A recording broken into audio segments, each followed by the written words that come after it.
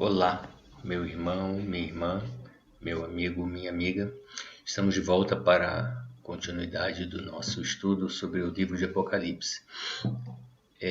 No último vídeo tínhamos abordado sobre conceitos gerais das 7 igrejas, coisas comuns e a todas elas, e falamos já sobre a igreja de Éfeso.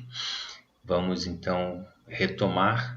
Vou só repetir uma pequena abordagem que fizemos no início da outra série e vamos retomar então as igrejas. Já falamos de uma, que foi a primeira, Éfeso, e vamos falar das outras 6 restantes. Então, repetindo, que na observação e análise do conteúdo das cartas que foram enviadas, ditas, por Jesus a João, que fossem enviadas para as 7 igrejas, 7 igrejas da Ásia, percebemos que ali o que há é um esboço que reforça a doutrina de Jesus para os cristãos e, consequentemente, para cada igreja, que estava distribuída pela Ásia, assim como vimos que tudo o que foi dito é atemporal e serve para toda a vida cristã até os dias de hoje, referente, então, podemos aplicar individualmente em nossas vidas. E esse resumo é uma demonstração e preocupação de Jesus em preparar os cristãos, dando-lhes orientação sobre a conduta que eles deveriam ter para suportar a vida que estamos vivendo aqui durante a nossa peregrinação nesse mundo até a volta de Cristo. Isso reflete, então, os comportamentos de uma vida espiritual, conforme orientações e recomendações de Jesus, baseado em tudo, obviamente, que ele disse nos evangelhos e que foi posteriormente reforçado pelos apóstolos, deixando clara a doutrina que Deus estava querendo então preparar o seu povo para o recebimento, a consumação da salvação e, consequentemente, da vida eterna. Repetimos aqui o versículo de Apocalipse, capítulo 14, 12, verso 12. Aqui está a paciência dos santos, aqui estão os que guardam os mandamentos de Deus e a fé em Jesus. Quem vencer herdará todas as coisas, e eu serei seu Deus, e ele será meu filho. Apocalipse 21, 7. Muito bem, a partir desse momento, nós retomamos agora individualmente a carta a cada igreja para que a gente possa fazer menção ou ressaltar alguma coisa que seja relevante para a nossa vida, obviamente. Muito bem. A segunda igreja é a igreja de Esmirna. E Jesus diz assim: ao anjo da igreja em Esmirna escreve: isto diz o primeiro e o último, que foi morto e reviveu. Apocalipse 2:8. Isso está no capítulo 1, versículo 18, quando Jesus diz: eu, o que vivo, e fui morto, mas eis aqui estou vivo para todo sempre. Amém. Então é um reforço de que Jesus morreu e ressuscitou, sendo glorificado e elevado à destra de Deus. Então, desta forma, pela crença na ressurreição de Jesus, nós somos vivificados em espírito e recebemos a vida pela esperança. Então, ainda sobre Esmirna, dando sequência, Jesus diz: conheço as tuas obras, e tribulação e pobreza, mas tu és rico. E a blasfêmia dos que se dizem judeus e não o são, mas são a sinagoga de Satanás. Isso devido às perseguições que os próprios judeus faziam aos cristãos. Primeiro aos judeus que estavam se convertendo e depois aos cristãos gentios. E então Jesus diz que eles, na verdade, são a sinagoga de Satanás. E a recomendação que Jesus dá para a igreja de Esmirna, ele diz, né, nada temas das coisas que hás de padecer.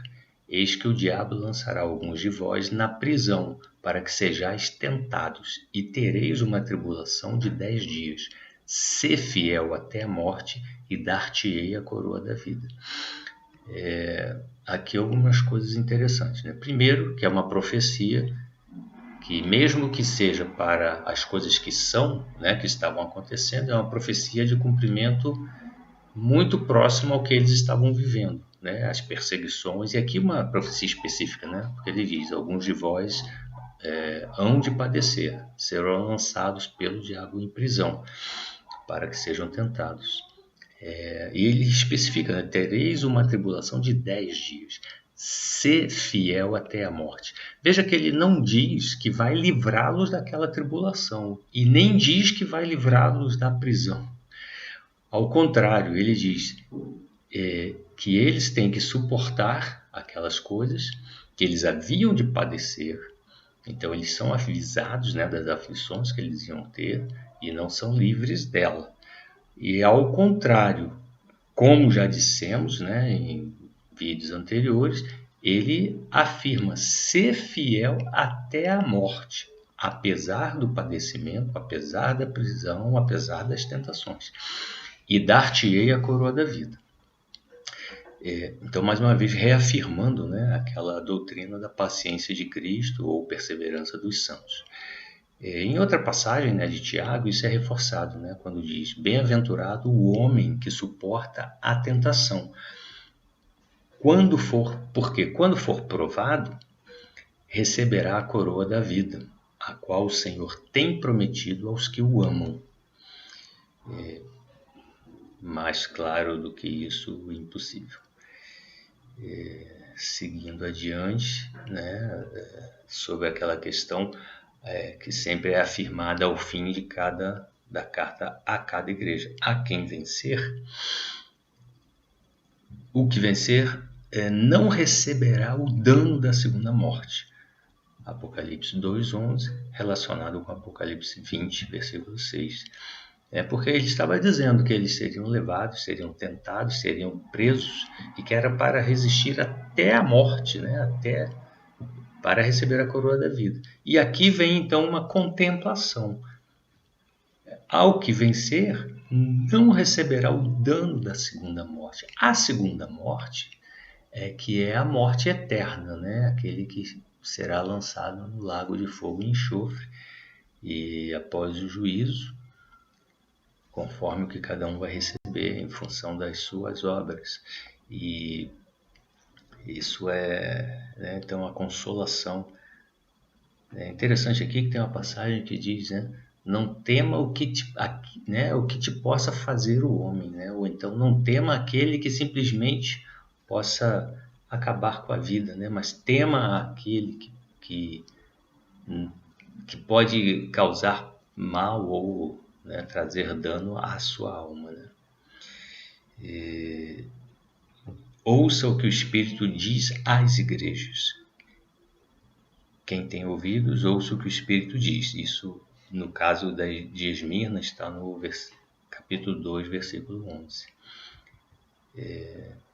Esmirna foi uma igreja que não teve nada contra ela. Isso é muito interessante.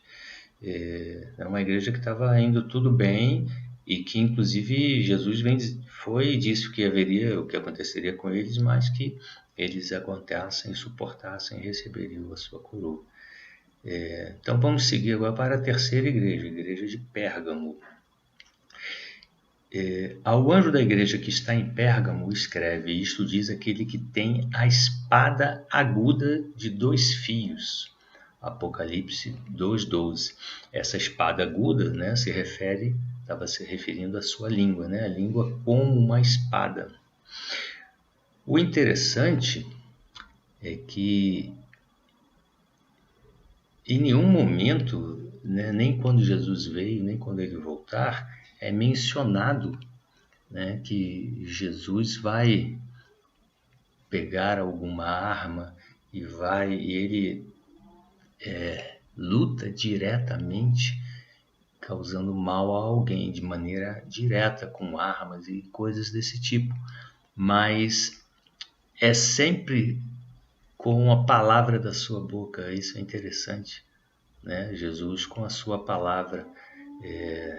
E o interessante é que a palavra é comparada à espada, né? Então aqui diz, né? A língua de Jesus é aquele que tem a espada de 2 fios, né? Aguda de 2 fios. Né? A espada de 2 fios, também chamada de espada de 2 gumes. E o interessante é o que está em Hebreus 4:12, né? Porque a palavra de Deus é viva e eficaz e mais penetrante do que espada alguma de 2 gumes, e penetra até a divisão da alma e do espírito e das juntas e medulas, e é apta para discernir os pensamentos e intenções do coração. Essa é a arma de Jesus, né? Sempre foi, né? Ele sabia o que as pessoas estavam pensando, o que as pessoas estavam sentindo, e ele nunca fez mal a ninguém, nunca desejou mal a ninguém. Antes, com a sua palavra, é que ele transmitia, né, alguma palavra de paz, alguma palavra de vida, né, de vida eterna. E tem um momento também interessante que os discípulos, por uma palavra mais dura que Jesus havia dito, eles começaram a se afastar e se ausentar, e foram embora mesmo. Foi uma situação até de que alguns viram, porque, né, Jesus foi contundente em relação a dizer como seriam as coisas futuras, que não era qualquer um que seria seria aceito no reino dos céus, ou que teria, né, o sucesso da vida eterna, ou que teria, né, essa paciência de aguardar até o fim com a fé em seu coração. E Jesus vai e confronta os seus próprios discípulos mais próximos, né? E tem uma hora que ele pergunta ali: e vocês também querem ir, né? Querem ir embora? E João diz isso, né? Senhor, para quem iremos nós? Tu tens as palavras de vida eterna. Né? Tu és o Cristo, o Filho de Deus. Então, né, confirmando isso, né? Jesus é quem tem a palavra. Na verdade, ele é a palavra de Deus. Muito bem, vamos seguir. Estamos falando sobre a igreja de Pérgamo. Então, chega uma hora que ele, né, como em todas, diz: conheço as tuas obras e onde habitas, que é onde está o trono de Satanás, e retens o meu nome, e não negaste a minha fé, ainda nos dias de Antipas, minha fiel testemunha, o qual foi morto entre vós, onde Satanás habita. O interessante, né, que a referência a onde está o trono de Satanás e onde Satanás habita era porque, né, em algumas cidades, e essa era uma delas, né, na Ásia, existiam outras na Macedônia, em que naquele tempo o imperador romano ele era cultuado como Deus, ele se impunha como uma divindade, então ele exigia que ele fosse adorado. E foi erigido algumas estátuas em alguns desses lugares para que, né, o imperador fosse adorado, fosse cultuado. E em Pérgamo havia isso. Por isso que é dito, né, que lá era o lugar em que estava o trono de Satanás, onde Satanás habitava. Tenho, porém, contra ti algumas poucas coisas, porque tens lá os que seguem a doutrina de Balaão, o qual ensinava Balaque a lançar tropeço diante dos filhos de Israel para que comessem dos sacrifícios da idolatria e fornicassem. Assim também os que seguem a doutrina dos nicolaítas, o que eu odeio. Nós já havíamos falado, quando nos referimos a Éfeso, sobre Balaão, sobre os nicolaítas e sobre a doutrina. Sendo que Éfeso também odiava os nicolaítas, lá Jesus se identifica. E aqui não, aqui eles seguem a doutrina de Balaão, causando tropeços, né, diante dos filhos de Deus. E por isso Jesus então diz que tem, né, isso contra a igreja de Pérgamo. E a recomendação dada é: arrepende-te, pois quando não, ou seja, quando diz quando não, é se você não se arrepender, em breve virei a ti, e contra eles, mais uma vez, né, batalharei com a espada da minha boca. Exatamente o que havíamos dito, né? Que então Jesus, né, a palavra da sua boca, enfim, né, ele é a testemunha fiel e verdadeira. E ele é a própria palavra de Deus. Ainda, para eles foi dito sobre, né, ao que vencer, darei a comer do maná escondido, dar-lhe uma pedra branca, e na pedra um novo nome escrito, o qual ninguém conhece, senão aquele que o recebe. Então, falando aqui no caso, era uma pedra branca, se referia, parece que quando havia o julgamento, né, que eles iam a juízo, eles recebiam uma pedra branca quando eram inocentados. E dessa forma, né, indicando que eles não tinham, né, naquele julgamento, não ia ser punido, né? Então, aqui no caso, o que Jesus está dizendo: olha, eu tenho contra ti uma coisa muito grave, mas arrependa-se. Outra coisa interessante é que a todas as igrejas que estavam sendo preparadas, né, para o fim, como já dissemos, os capítulos finais, que era a volta de Jesus, onde haverá julgamentos, Jesus estava orientando, né, estava corrigindo o caminho que eles estavam tomando. E assim é com a igreja. A igreja de Deus, os filhos de Deus são admoestados, né, como Deus só faz isso porque ama os seus filhos, né? Então, quem ama, corrige. Se não houvesse nenhum interesse, se Deus não tivesse interesse, se Jesus não tivesse interesse em dar orientação aos cristãos e às igrejas, para que eles estivessem preparados para a volta de Jesus, eles não teriam condições de estar preparados para isso. Esse é o objetivo em todo o Apocalipse. E principalmente aqui, porque as cartas são diretas. E todas elas existem, além, né, outro ponto em comum é que todas elas Jesus diz que eles devem se arrepender, por motivos diferentes, né? Em cada uma havia um problema, uma situação, alguma coisa contrária, algum senão que eles deveriam corrigir. E a correção sempre vem através da contrição do coração, do reconhecimento e do arrependimento diante de Deus, né? Da humilhação diante de Deus em sinceridade de coração, em humildade, para que Deus então possa nos dar o seu perdão e conforme a sua misericórdia. Muito bem, vamos à quarta igreja, a igreja de Tiatira. A igreja de Tiatira, Jesus se endereça da seguinte forma: diz aí, ao anjo da igreja de Tiatira, escreve: isto diz o Filho de Deus, que tem seus olhos como chama de fogo e os pés semelhantes ao latão reluzente. Mais uma vez, né? Conheço as tuas obras, que tens nome de que vives e estás morto. Não. Conheço as tuas obras, desculpa, fiz uma troca aqui pelo próximo. Tiatira, conheço as tuas obras, e o teu amor, e o teu serviço, e a tua fé, e a tua paciência, e que as tuas últimas obras são mais do que as primeiras. Então, né, o oposto do que eu mencionei, a igreja de Tiatira também está, né, muito bem em relação às suas obras, o seu amor, o serviço, a fé e a paciência. Mais uma vez, né, mencionando aqui a paciência de Cristo, a retenção. Veja que todas as características de quem retém a fé em Cristo, né? Conheço as obras que vão bem, o seu amor, o serviço, a fé e a paciência, né, consequentemente.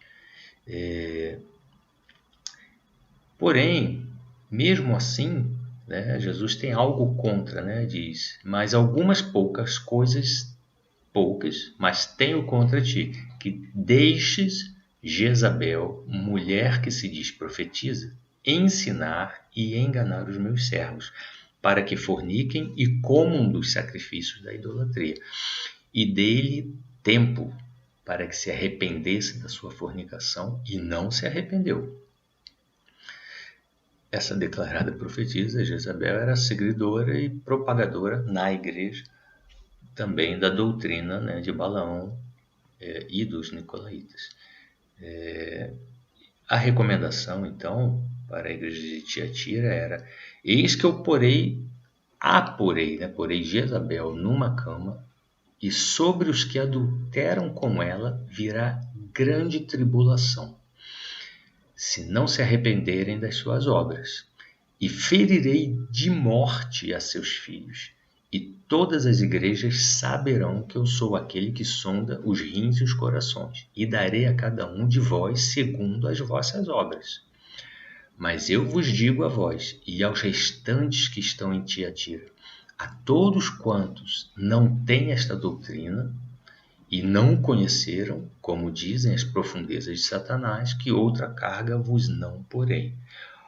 Ou seja, havia na igreja de Tiatira alguns que estavam seguindo a doutrina de Jezabel e se afastando de Jesus. Veja que Jesus e Deus, eles não contemporizam com o pecado. Eles são claramente, abertamente, explicitamente contrários e são justos, e os juízos de Deus são contra o pecado e contra a iniquidade. Então, se vivemos em uma vida de pecado e de iniquidade, ou seja, de desobediência a Deus, sobre nós advém do céu a ira de Deus. Agora, se nos arrependemos, se nos voltamos para Deus, então Deus, em sua misericórdia, com isso nós nos reconciliamos, né, através do arrependimento, nos reconciliamos com Deus através do sacrifício de Jesus na cruz, né? Jesus, em seu sacrifício, ele fez a nossa paz, de forma que podemos, todo e qualquer homem da face da terra pode se reconciliar com Deus através da fé e da fé em Jesus Cristo, que através do seu sacrifício derramou o seu sangue por nós para nos remir dos nossos pecados. Então, Tiatira, seguindo adiante. Mas ao final isso aqui é interessante, ele fala: outra carga vos não porei. Mas veja, mas o que tendes, retende-o até que eu venha. Retende-o, mantenha, guarde-o. Então, definindo, fortalecendo e mantendo a paciência de Cristo dos santos. Por isso nós falamos lá no início, né, quando parecia uma palavra meio desconexa de João, quando ele se apresenta e diz: não, temos em comum aos irmãos as aflições, o reino de Deus, a paciência de Cristo. Então isso passa, ninguém entende, mas é extremamente importante, uma doutrina profunda e que ela é repetida a todo instante. Em outras passagens da Bíblia, em várias, como já mencionamos, né, isso no primeiro, na nossa primeira ou segundo vídeo, e como eu havia dito, né, falaremos muitas vezes, não porque queremos repetir isso, mas porque Jesus enfatiza isso, né, a todo instante, está no texto diversas vezes. Tiatira é a igreja que estamos vendo. Em relação a Tiatira, né, o que vencer e guardar até o fim as minhas... Veja, ao que vencer e guardar até ao fim as minhas obras, eu lhe darei poder sobre as nações. Mais uma vez a paciência, né? Guardar até o fim. E com vara de ferro regerás, e serão quebrados como vasos de oleiro, como também recebi de meu Pai, e dar-lhe-ei a estrela da manhã. Ai, maravilhoso. As promessas de Jesus são fantásticas. Elas não são fáceis, né? Porque nós precisamos reconhecer que Deus nos ofereceu o seu único Filho para que pudéssemos ter a redenção e a remissão dos nossos pecados. Com ele nós temos a esperança da vida eterna e as promessas de Deus em relação à salvação e a presença de Deus para sempre. Porém, Jesus nos orienta a permanecermos na fé até o fim. Permanecermos na fé em obediência. Existe até um outro conceito que não vamos falar agora, que chama-se obediência da fé. Nós fomos chamados para a obediência da fé. Quem desobedece a Deus atrai para si a ira de Deus, mas quando nós nos convertemos e passamos a exercitar e a praticar a obediência da fé, então sobre nós pesa a graça de Deus, e em vez da lei de Moisés, passamos a viver na lei da liberdade, né? Porque estamos no reino da graça. Não confunda, né? Muita gente acha que o reino da graça significa que nós, então, temos liberdade de fazer qualquer coisa. Sim, temos a liberdade espiritual, porque nós vivemos pelo espírito da palavra, o espírito da lei, ou seja, das coisas que vivificam, né? A crença em Cristo, não vemos mais por sombra, mas vemos de fato, né? a promessa que será cumprida, mas não significa que com isso podemos ter a libertinagem, né? De fazermos de tudo e que, né, Deus não estará vendo ou estará nos perdoando. Não, nós fomos chamados para uma vida de santidade, né? Sede santos, pois eu sou santo. Segui a paz com todo e a santidade sem a qual ninguém verá o Senhor. Muito bem, prossigamos. Agora a próxima igreja, quinta igreja, a igreja de Sardes. E ao anjo da igreja que está em Sardes escreve: isto diz o que tem os 7 Espíritos de Deus e as 7 estrelas. Aqui é interessante porque já havia sido dito, né? Inclusive na primeira para Éfeso, né? Isto diz aquele que tem as 7 estrelas e os 7 castiçais. Mas aqui é diferente. Parece a mesma coisa, mas não. Lá estava sendo referente àquele que se dirigia, inclusive, né, aos anjos das igrejas, ou seja, os líderes que estavam à frente das igrejas, que estavam recebendo essas cartas com as suas recomendações e orientações. E os 7 castiçais, que eram as igrejas. Aqui, vejam, existe uma diferença sutil, em que ele diz, isso diz o que tem os 7 Espíritos de Deus e as 7 estrelas. Nós veremos no capítulo 4 em diante, nós falaremos sobre os céus, sobre o trono de Deus, sobre o tabernáculo, né, que foi apresentado a Moisés para a criação do tabernáculo terreno. E mais falaremos disso mais adiante, que é uma coisa maravilhosa e que está em todo o Apocalipse. E lá há a descrição, e João diz isso, né, logo no versículo 3 ou 4, que, né, aquele que tem os 7 Espíritos, né, que está que os 7, né, e os 7 Espíritos também vos saúdam e tudo mais. É interessante porque existe, né? Então vamos repetir aqui, ó. Isto diz o que tem os 7 Espíritos de Deus e as 7 estrelas. Agora vejam que interessante essas duas passagens que se referem à mesma coisa. Salmos 104, 4. Faz dos seus anjos espíritos, dos seus ministros, um fogo abrasador. E em Hebreus 1,7, que está fazendo a mesma referência, diz: e quanto aos anjos diz, faz dos seus anjos espíritos e de seus ministros labareda de fogo. Então isso diz, né, o que tem os 7 Espíritos de Deus e as 7 estrelas. Aqui ele está se referindo, na verdade, aos 7 anjos que assistem, né, que assessoram a Deus diretamente. a esses anjos, né, alguns são conhecidos, são citados muito na Bíblia, né, Miguel, Gabriel, mas na verdade não são apenas esses, né, são 7 anjos e eles, né, como diz, ó, faz dos seus anjos espíritos. Então também é uma outra referência, né, os anjos são espíritos de Deus, mas ao mesmo tempo também Deus faz dos seus ministros, né, dos seus anjos ou dos seus espíritos labaredas de fogo. Nós veremos adiante, enfim, posteriormente, alguma referência a isso. Muito bem, estamos falando da igreja de Sardes.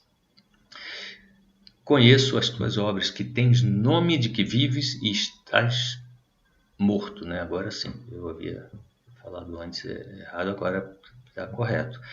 Estás morto. Porém, tenho contra ti, não achei as tuas obras perfeitas diante de Deus. Então, vamos ficar atentos, né? Sede perfeitos, porque Deus é perfeito. Então, não achei as tuas obras perfeitas diante de Deus. Aqui cabe uma ressalva. Estamos falando em obras. Muita gente diz, fazer boas obras, fazer obras. A gente acha que tem que sair dando dinheiro, tem que sair, enfim, cuidando das pessoas, como se fosse uma coisa assim indiscriminada, e né, fazer o bem, mas uma coisa assim, né, fiz isso, fiz aquilo, dei uma esmola, fiz assim, né, tinha alguém com fome, eu dei uma comida que sobrou, fui no restaurante almoçar, sobrou, fiz uma quentinha e dei. Não, estou fazendo a boa obra, vou ser salvo e serei julgado e Deus vai me abençoar. Não são essas obras, né? Na verdade, as obras de Deus são aquelas obras para as quais foram preparadas para que andássemos nelas. São as obras que dão testemunho que temos uma vida, que vivemos uma vida nova, vivemos uma vida em Cristo.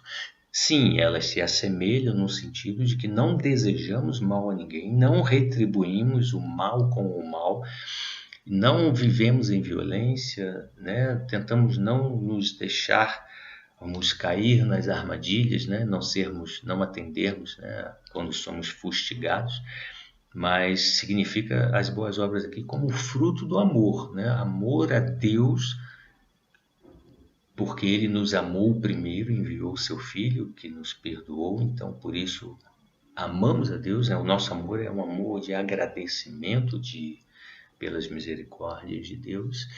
E por causa desse amor a Deus, nós manifestamos este amor, nós concretizamos este amor também amando ao próximo, né? Que é o mandamento que Jesus nos deixa. O mandamento da lei da liberdade, né? Do reino da graça é esse: ame ao próximo como eu vos amei. Não basta amar a Deus, dizer que ama a Deus a quem você não vê e não conhece fisicamente, não pode retribuir fisicamente, e tratar mal as pessoas que você vê em necessidade.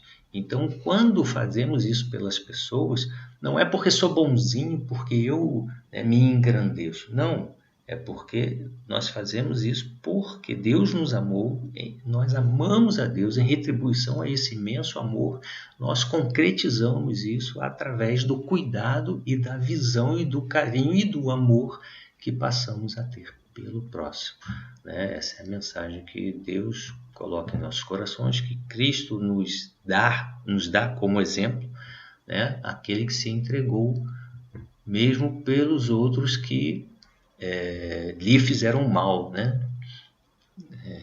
Ele foi blasfemado e ele salvou, né? Se disponibilizou, se sacrificou para salvar aqueles que lhe fizeram mal. Então, não achei as tuas obras perfeitas diante de Deus. Tens, porém, a favor de ti, ou seja, apesar disso tudo, né? Tens em Sardes algumas poucas pessoas que não contaminaram suas vestes e comigo andarão de branco, porquanto são dignas disso.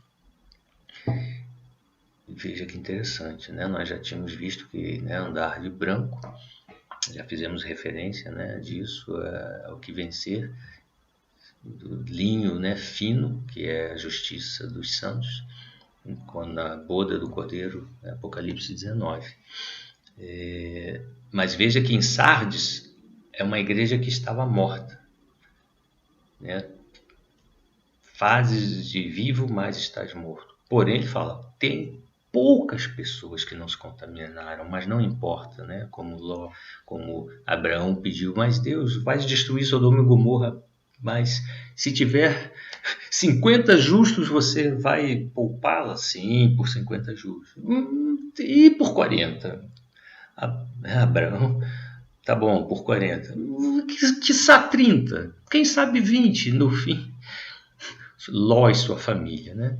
Mesmo assim, tentou salvar os genros, né? Os genros não vieram, não acompanharam, né? Ele, a mulher e os filhos. A mulher ainda olhou para trás, né? Como quem diz, puxa, é isso mesmo? Será que... Então, né? Como Jesus falou, né? Quem vem a mim, né? Que vem após mim e olha para trás, ou seja, ainda quer viver aquela vida antiga e passada, não é digno de mim, né? Quem olha para mim tem que seguir o alvo, seguir para frente, tendo o alvo que é Cristo. E se afastar das corrupções do mundo, né? Que por isso Jesus morreu por nós, né? Para nos livrar do pecado, para que possamos viver uma vida que produza frutos de justiça, para a glória de Deus. Muito bem. Seguindo, a recomendação para a igreja de Sardes é ser vigilante e confirma os restantes que estavam para morrer. Por quê? Porque tinha pouca gente. Então, a igreja tem que confirmar os outros, confirmar em Cristo. Olha mais uma vez a paciência de Cristo. Viu? Porque senão é a morte, né? O fruto dessas obras aí é a morte, não é a salvação. É isso que as pessoas precisam começar a entender. Então, ser vigilante. Lembra-te do que tens recebido e ouvido, e guarda-o, e arrepende-te. Todas elas, né? Você tem que se arrepender por um motivo. E se não vigiares, virei sobre ti como um ladrão, e não saberás a que hora sobre ti virei. Não falaremos agora, mas existe a outra doutrina, né? Que é a doutrina de orar e vigiar, que Jesus virá como um ladrão. Muita gente confunde isso, né? Diz, ele vai vir à noite, acha até que Jesus vai vir à noite. Se restringe a isso. Isso é uma imagem, gente, né? Ele virá, o ladrão vem à noite para roubar a casa, a gente está dormindo com sono, não sabe que horas vem. Então, mas a mensagem é, né, ele vem numa hora que não se sabe. Mas não só isso, virá numa hora que não se está esperando. Porque Jesus diz, né, virei como um ladrão, e ele mesmo diz, não saberás a hora que sobre ti virei. Depois nós veremos mais adiante que a coisa ainda é mais dramática. Não é ele virá numa hora que as pessoas não saberão que horas ele virá. Não, ele propositalmente virá uma hora que as pessoas não estejam esperando. É de propósito, ele não vem, né, numa hora que todo mundo saiba, que esteja esperando para bater palma e aguardá-lo efusivamente. Não, ele quer vir numa hora normal que as pessoas nem pensem, né? As pessoas estejam vivendo no mundo. A analogia, né? Como o dilúvio, né? Estavam todos se regalando, bebendo, comendo, né? Dando-se em casamento, em festa, uma maravilha, até que veio o dilúvio. Muito bem, vamos seguir. Em Lucas 21:36 ele diz, né? Vigiais, pois em todo tempo, orando para que sejais havidos por dignos de evitar todas essas coisas que hão de acontecer e de estar em pé diante do Filho de Deus. Ao que vencer será vestido de vestes brancas e de maneira nenhuma riscarei o seu nome do livro da vida. Né? Lembra, os poucos serão vestidos de branco. Ao que vencer será. Todas as coisas, elas estão relacionadas, né, com ou a forma como Jesus se endereça a cada igreja, ou alguma coisa que elas fazem. E aí, depois, a retribuição, Jesus aproveita, faz um gancho e faz algum relacionamento com isso. É muito interessante. Obviamente, depois os irmãos vão reler tudo isso, né, relembrar desses comentários. Muito bem. Vamos lá, gente. Filadélfia. a sexta igreja, já estamos indo ao fim, ao anjo da igreja que está em Filadélfia, escreve: isso diz o que é santo, o que é verdadeiro, o que tem a chave de Davi, o que abre ninguém fecha, e fecha ninguém abre. Obviamente conheço as tuas obras, e eis que diante de ti pus uma porta aberta, e ninguém a pode fechar. Viu como, né? Sou aquele que abre, ninguém fecha, fecha, ninguém abre. E aí ele diz: eu pus diante de ti uma porta aberta, e ninguém pode fechar. Tendo pouca força, guardaste a minha palavra, e não negaste o meu nome. Isso é o que? Doutrina da paciência de Cristo e da perseverança dos santos.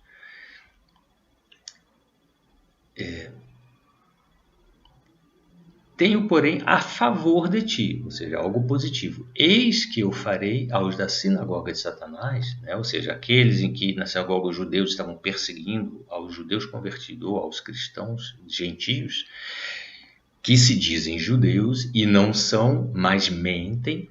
Eis que eu farei que venham e adorem prostrado a teus pés, e saibam que eu te amo.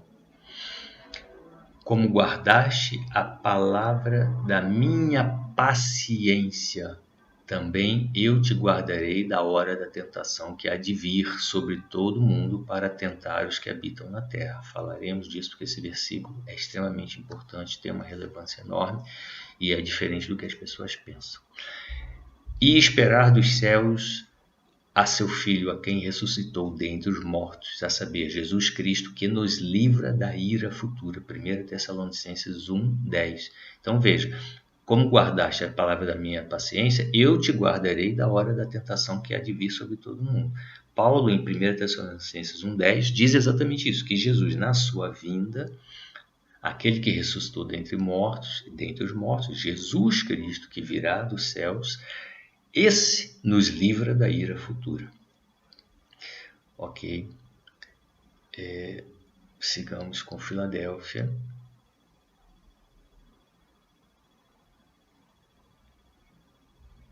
Venho sem demora, guarda o que tens para que ninguém tome a tua coroa. Paciência de Jesus Cristo. Guarda o que tens para que ninguém tome a sua coroa. Espero que estejam percebendo que várias coisas, né? Guardar, reter para ganhar, aquele que permanecer até o fim vai ganhar. Ou quem tem, guarde o que tens para que não perca. Então, é necessário que se preste muita atenção nessas palavras ditas por Jesus. Muito bem, e a esses ele diz: a quem vencer eu farei coluna no templo do meu Deus, e Deus dele nunca sairá. Escreverei sobre ele o nome do meu Deus, o nome da cidade do meu Deus, a nova Jerusalém que desce do céu do meu Deus, e também o meu novo nome. E para finalizarmos, vamos à igreja de Laodiceia, sétima e última igreja. E a essa Jesus se endereça dizendo: ao anjo da igreja de Laodiceia escreve: isto diz o Amém, a testemunha fiel e verdadeira, o princípio da criação de Deus. Lembre-se, em João 1, de 1 a 3, no princípio era o verbo estava com Deus e o verbo era Deus. Ele estava no princípio com Deus. Todas as coisas foram feitas por eles e sem ele nada do que foi feito se fez. E é isso que ele diz. O Amém, a testemunha fiel e verdadeira, o princípio da criação de Deus. Conheço as tuas obras, que nem és frio nem quente, quem dera foras frio ou quente. Assim porque és morno e não és nem frio nem quente, vomitar-te-ei da minha boca. Como dizes, rico sou, estou enriquecido, nada tenho em falta, e não sabes que é um desgraçado e miserável e pobre, cego e nu. Interessante, né? Porque ao mesmo tempo que é rico, está enriquecido, não tem falta de nada, na visão do mundo, tem todas as coisas, não lhe falta nada. Na visão de Jesus, na visão espiritual, a visão de Jesus é: és um desgraçado, miserável, e pobre, e cego, e nu. A recomendação de Jesus para a igreja de Laodiceia é: aconselho-te que de mim compres ouro provado no fogo para que te enriqueças. Ou seja, cuidado com as coisas mundanas, né? Você tem que olhar para o céu, para as coisas espirituais. E roupas brancas, né? Justiça de Deus, né? para que te vistas e não apareça a vergonha da tua nudez. Isso é que é interessante, né? Diz, cuidado, né? Para que, estando vestidos, não estejas nu, né? Então, por quê? Porque temos que estar vestidos com a justiça dos santos e não, né, que são as roupas, seriam, né, a representação pela roupa branca, e não com a vergonha da nudez, né? E unjas os teus olhos com colírio para que vejas. Eu repreendo e castigo a todos quanto amo. Já falamos disso. Ser zeloso e arrepende-te. Outra coisa importante, a misericórdia de Deus é maravilhosa. Lembrem-se sempre de Jonas e Nínive. Nosso pastor amado Sérgio Duzilek sempre traz a mensagem em diversas visões diferentes a cada momento, uma faceta, mas a visão final é essa. Jonas ficou muito incomodado por ter sido convocado por Deus para pregar para Nínive, né, 120 mil pessoas, porque ele sabia que Deus é misericordioso. E se eles se arrependessem, Deus não iria cumprir sobre o juízo e sobre a ira, não iria lançar a ira sobre eles, iria salvá-los. E o que aconteceu? Jonas foi lá, pregou, e eles se vestiram de saco, se arrependeram, se humilharam, pediram perdão a Deus e foram poupados. Muita gente confunde, fala, mas nossa, só se fala em ira de Deus. Eu falo, não, Deus fala para que vê se as pessoas despertam, porque essa é a sua justiça. O que está errado vai, né, a obra fruto da desobediência sofrerá a ira de Deus, mas por outro lado ninguém pensa o contrário. Se fizer o que é certo, se você obedecer a Deus, se você andar no caminho de Deus, se você amar ao próximo, você tem a, né, reconciliação com Deus, a paz está em você e você tem a salvação e a vida eterna se você retiver e guardar até o fim, até a sua morte ou até a volta de Cristo. Estará com Deus para sempre. Olha como é maravilhoso. Deus é maravilhoso e misericordioso. Muito bem, ao que vencer lhe concederei que se assente comigo no meu trono, assim como eu venci e me assentei com meu Pai no seu trono. Senhores, por aqui ficamos. Deus os abençoe e aguardo a vocês no nosso próximo estudo. Fiquem bem, em paz.